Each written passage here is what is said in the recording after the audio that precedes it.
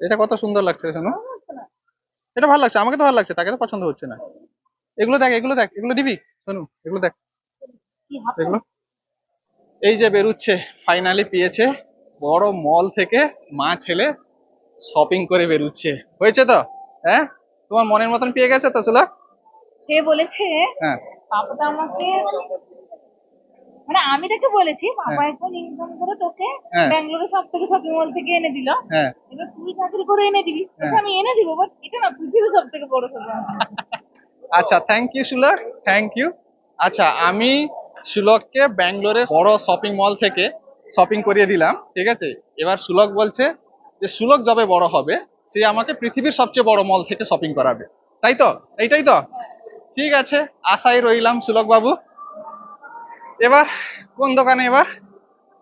উহ, সারাদিন এবারে এই, ঘুরবে, এবার এবার ঘুরবে। ঘুরবে। আচ্ছা, হ্যাঁ, এবার মন ঠিক হয়ে গেছে, মানে যা যা দরকার ছিল ওখান থেকে নিয়ে নিয়েছে।